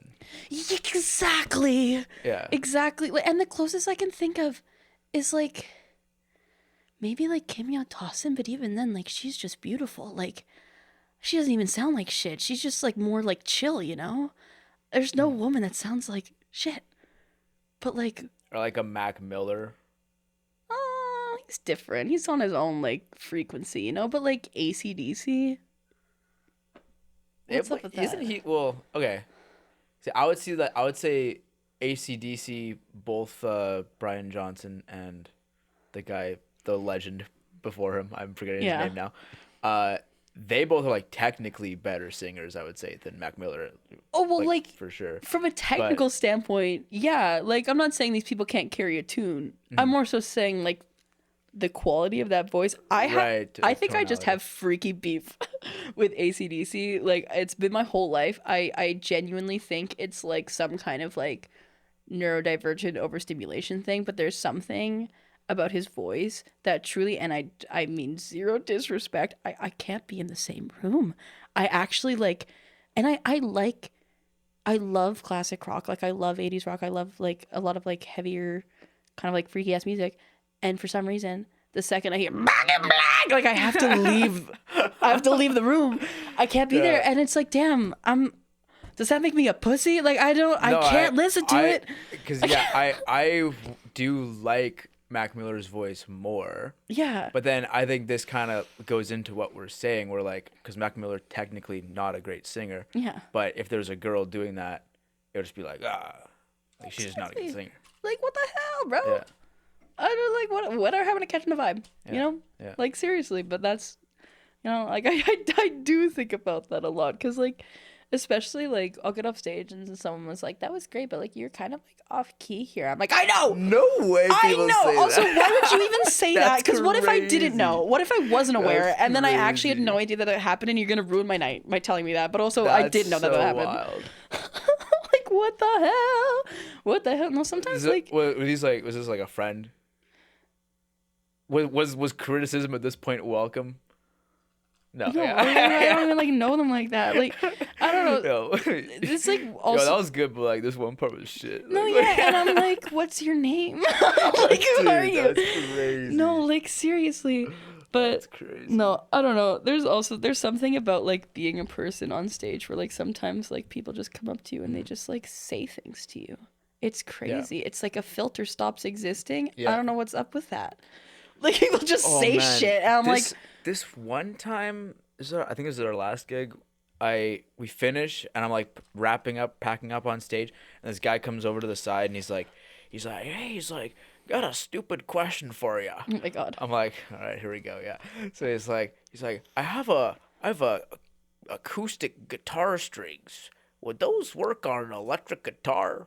Brother. I think it was the other way around. And I'm like, I don't know, like, I think technically they would probably fit. Like, you'd be able to string them, but, like, the sound would be bad and whatever. And he's like, oh, okay. And then I'm like, do you have how did we get here? I asked him something. I was engaging, you know, somewhat. And then it comes out that, like, he's like, oh, I don't play guitar. I'm like, then why the fuck are you talking to me, bro? Over here, dude. Yeah. Like, dog. Yeah. No, people will say some, like, crazy ass shit after shows. I remember this one time after, like, a Halloween show last year, like, I got off stage and, you know, like, you're talking to people, you know, you're like, great show, whatever, and, like, this person, like, stops me, and, like, again, like, I've never met them, I don't know this person, whatever, like, I'm like, hey, hello, and they're like, yeah, like, great set, and I'm like, thanks, and they're like, yeah, I couldn't stop staring at your boobs the whole time, actually, your boobs just look great, and I'm like, who are you? Who are you? Like, who says that? I'm so sorry. Thanks, I guess, like, but not. I'm a stranger to you. Yeah. That's wild. What changed? What changed? I don't understand. Like, people just say shit. It cracks me up. But I'm also like, I could never be that brave. Yeah. Truly, I could never be that brave. Like, that's wild to me. Yeah. But you know, it cracks me up. I think yeah, like what you said, like filter just like goes out Doesn't because they're exist. just like No, they're a like, performer. It's fine. yeah. You do something Just cool and then they just like feel the need to talk and say whatever they you say want. whatever. Yeah. Say whatever you want, and then they try and like, oh, my favorite. My my favorite is like you'll do a show and then like you finish the show, right, and you hang out and like the other band's done performing or whatever, and people start to like clear out and like leave the venue or whatever, and there's like some people who are like still hanging around and like that's cool, whatever, and you're packing up your gear and then you realize that it's like they're expecting like an after party, like some any kind of after situation. I find this happens a lot, especially like unfortunately being in like a girl band. Disgusting. There'll be people who will like wait and then they're like we don't really know. Like we kind of have seen them around, like whatever, but we don't like know them. And they're like, so what are you guys doing after this? Like afters? And we always just have to be like, again, we're like the last people in the venue.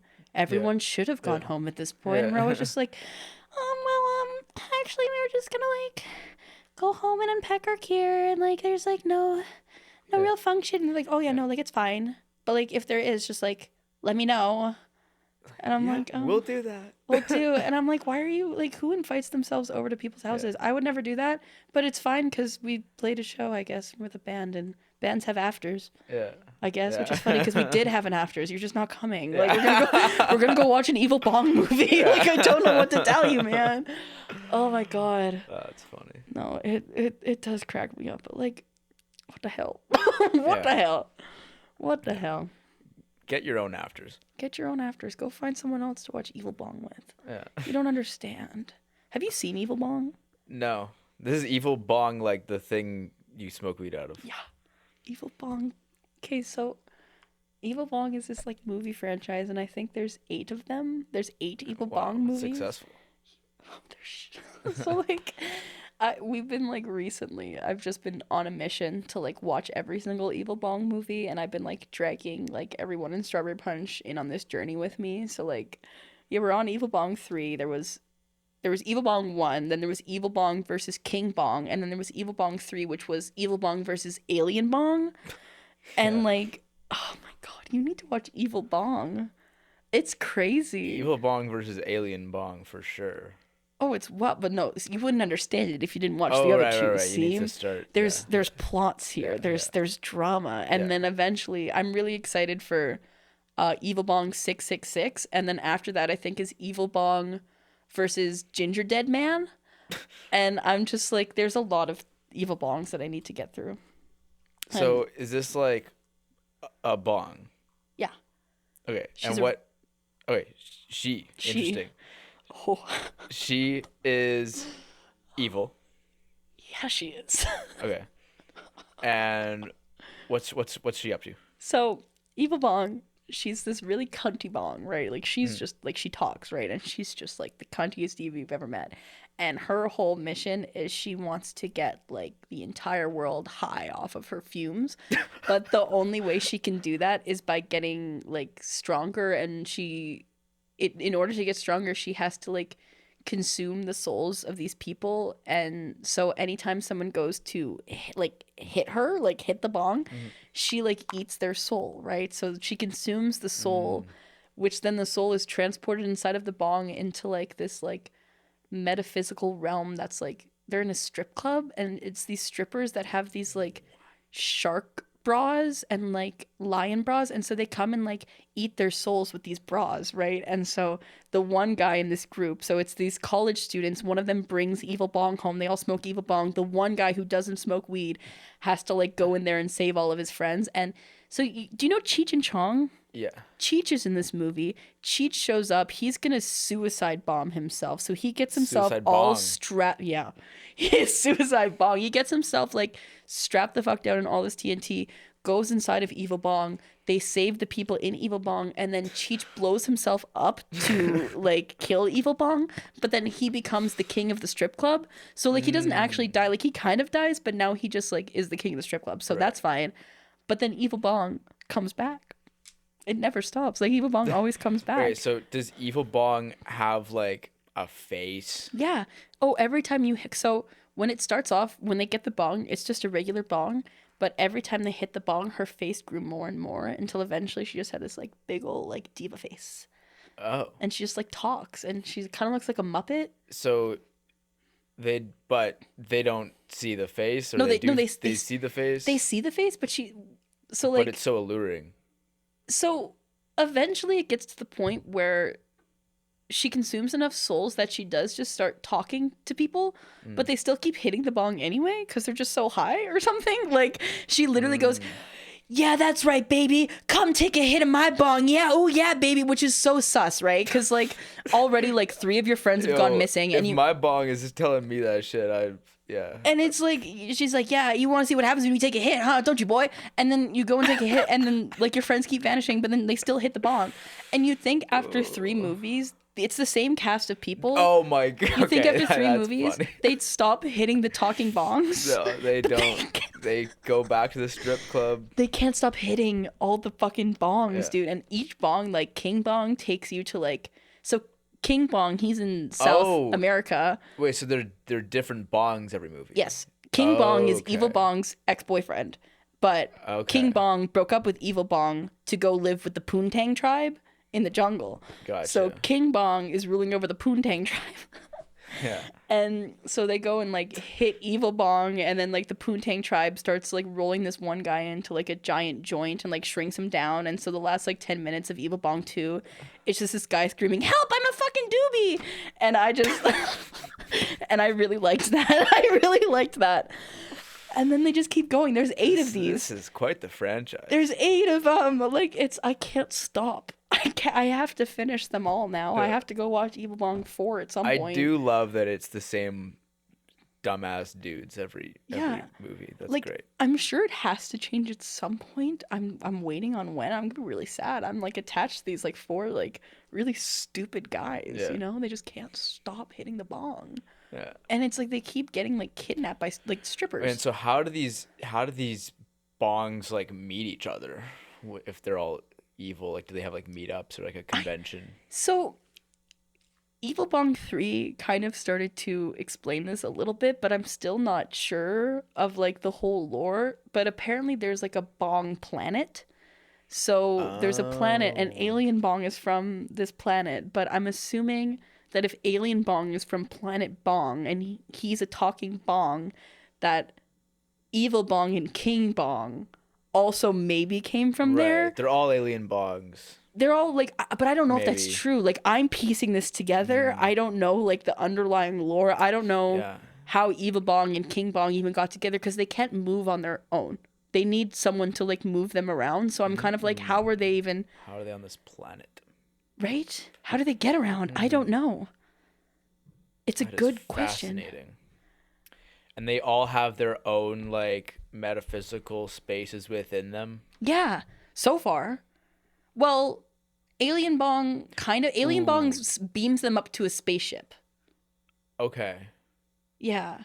And like King Bong, they physically go inside King Bong, but Evil Bong only takes their souls, so it's like their bodies are still there. They're just like, but like their souls are in Evil Bong, but King Bong takes the bodies. Right? But so does Alien Bong, but only to the spaceship. So I'm trying to figure this out. I'm sure this will all unravel in an extremely satisfying manner, and all of it will piece together, and it'll be like, that's how it's gonna be so coherent. Like, oh, finally. Yeah. Like, I don't know, man. The lore of Evil Bong baffles me truly, but I'm gonna get to the bottom of You're it. gonna fall asleep to Evil Bong lore videos. Oh, I can't wait to start watching like YouTube essays on this, but I have to finish it first. I gotta watch all 8 of them, and then I can do my deep dive. Yeah, I've got some research to do. You know. This sounds incredible. You might have put me on to Evil Bong just now. It's ridiculous. It is actually like maybe my new favorite like movie franchise like ever. I love stupid movies. Like, the stupider the movie, the better. And this shit is stupid. Stupid. I love it. Oh, it's like, you know The Room? Oh, yeah. Yeah. I'm so familiar. I was part of Winterruption. They're screening it. Yeah. The guy who's Mark. With Mark, Mark, yeah. Which is hilarious. No, he comes in every year. That guy who plays Mark, I can't remember his name. He's always in Winnipeg for screenings of The Room. Oh, I didn't know that. I don't know. I've heard it's happened before, but yeah. Yeah, no, he's been coming for years. I don't know what Winnipeg's obsession is with The Room, but he just keeps coming back here to come to this like. I mean, I think it is a cross like Canada and U.S. thing. Yeah. And what a great gig for him. He was in one shitty movie in his 20s, and then now he just does a forever. does a tour every year. It's so fire, dude. I love The Room. Yeah. Tommy Wiseau is special to me. Yeah. Have you seen the Tommy Wiseau movie with like James Franco? Yeah. I haven't. Oh my god. I was trying to remember which Franco brother it was, but that shit's fucking crazy. Or maybe it was Dave. I know it's a Franco. Yeah. Yeah, it turns out Tommy Wiseau's kind of a piece of shit, but also like. Also James Franco. Is James Franco a piece of shit? Yeah, I just read something about it. I don't really know like the he's details. In Hollywood. I feel yeah. like most people up there are probably pieces of shit. Unfortunately, yeah. I fear that does not surprise me, but The Room is a crazy fucking movie for me. Do you know who Neil Breen is? I don't think so. Give me 1 second. I need to tell you about some Neil Breen movies, cause this guy, I think it's Neil Breen. I'm gonna put Neil Breen with an N. So Neil Breen is a filmmaker who makes all of his own movies, like completely just on his own editing software, and he's made so many fucking movies. My favorite one is Fateful Findings. I think they're all free on YouTube. Check this shit out. I can't like tell you about it because I just need you to like check that shit out. So good. My favorite. I think I've gone through almost every Neil Breen movie, but to be fair, they can be like pretty hard to get through after a certain point. But like, oh my god, so good, so good. Nice. Shout out Neil Breen, dude. Oh, if you ever need someone in a movie, I'm here. I'm here. He has a cast though, or what? Oh yeah. Okay. I don't know where he gets the funding for this. Like truly, I don't know who's giving him money to hire these people. I love Neil Breen. Sick. So fucking good. And my like favorite movie of all time is like, I like to compare it to if the Rocky Horror Picture Show were like the worst movie of all time. This is like a very niche. I thought it was. Shh. It's bad, but like in like a perfect way. Yeah, in a great way. Yeah. Have you heard of this movie called Repo the Genetic Opera? No. Oh, okay. This is my favorite movie of all time. It's a rock opera that takes place like 100 years in the future, and like the whole thing is that like the entire world runs on like plastic surgery. Like this is like a really weird gory movie, but it's not like, it's really bad gore. Like it just looks so comically fake that I love it. I hate gory movies. That's not my thing, but this movie, yeah, I think I've seen it like 10 times. Fun. It's ridiculous, and it's about this guy who goes and like he has to like steal back organs from people who didn't pay back their like surgery payments, but also he's like hiding his daughter in this like tower who's like supposedly like supposed to have these like genetic diseases but doesn't. But like I don't, like there's no plot to this movie. I swear, like I don't know what the fuck happens in this movie. I've seen it so many times. It's just bad, and I love it. I can't stop watching this movie. I cannot stop watching it. And every time I watch it, I like try and make a point of showing it to someone else, because it's kind of like my burden to like pass it on to other people. Right. And so like now like my boyfriend won't even watch it with me anymore. He's seen it twice, and he's like, I'm not watching this with you again this year. And I'm like, fuck you. So every year I find someone new to make watch it. I'm like, all right, whose life am I gonna ruin now? Because you're gonna love this shit. And every time I'm done, they're like, Tuva, what the fuck? And I'm like, I'm sorry. Like I can't stop. I'm addicted to showing people this movie. I can't stop. Repo horror. Repo! !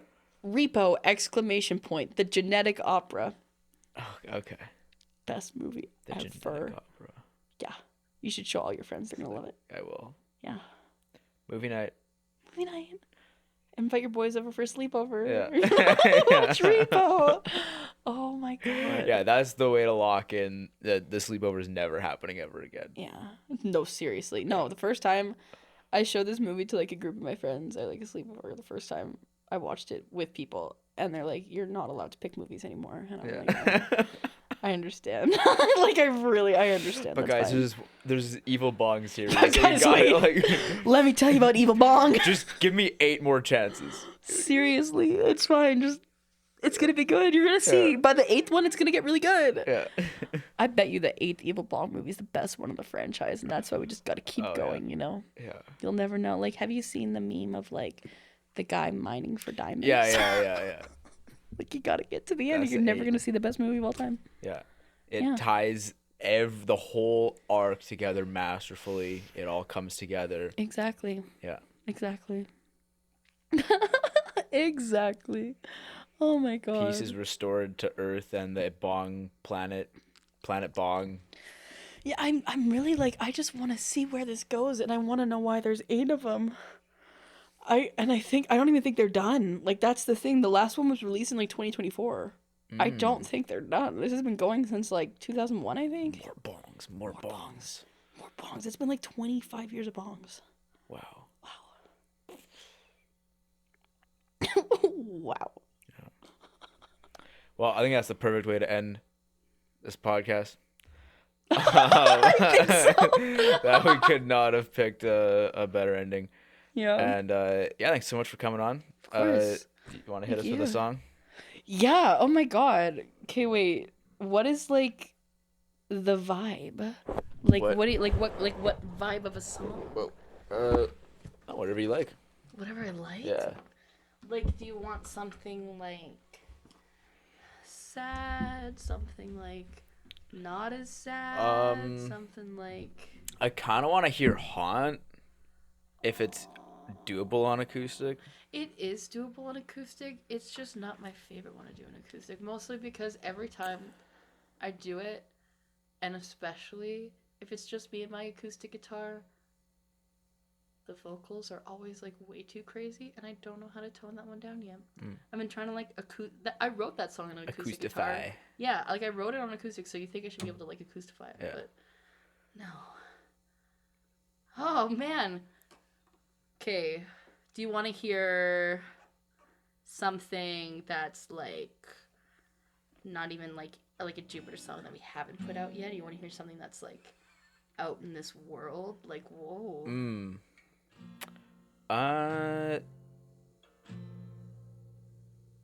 That's a tough. I don't know. I guess let's go unreleased. Yeah. Okay. This is a song called Graveyard Shift. We kind of have a ghost theme going on with a lot of songs. Sick. We didn't plan that, but like, this is our ghost song.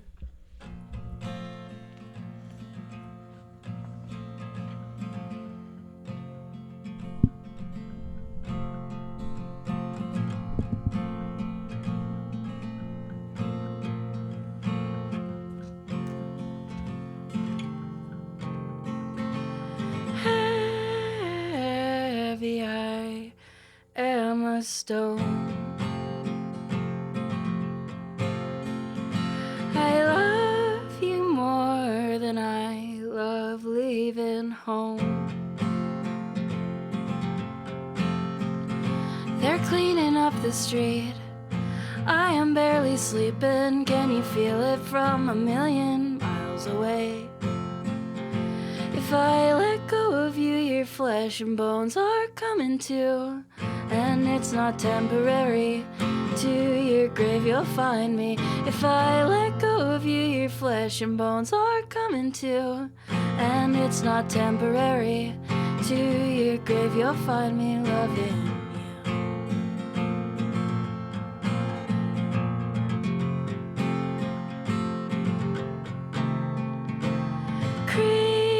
Creature, I am unknown.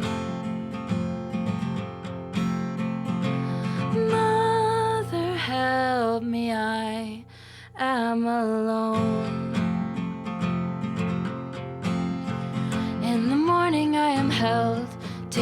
from my bed and focus on a new world I had promised. That my room is now below us. I am better now, I am healthy, I am standing. I will follow you forever, I will follow you forever. If I let go of you, your flesh and bones are coming too. And it's not temporary, to your grave you'll find me. If I let go of you, your flesh and bones are coming too. And it's not temporary, to your grave you'll find me loving you. And it's not temporary, to your grave you'll find me loving you. And it's not temporary, to your grave you'll find me. If I let go of you, your flesh and bones are coming too. And it's not temporary, to your grave you'll find me. If I let go of you, your flesh and bones are coming too. And it's not temporary, to your grave you'll find me loving you. And it's not temporary, to your grave you'll find me loving you. And it's not temporary, to your grave you'll find me wanting you. Oh, thanks. Thank you. Thank you. Okay. Yeah. Awesome. Thank you. Thank you. I think you have a pretty distinguished style.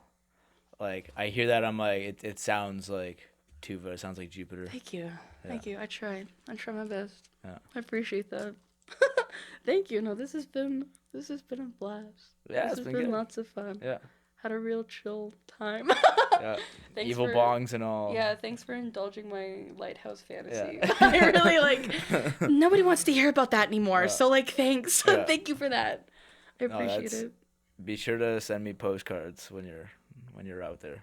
Oh, well, you even know I'm out there. Yeah. That's the thing. That's what I'm hoping. Like, no one's gonna know. Yeah. Yeah. Hell yeah. All right.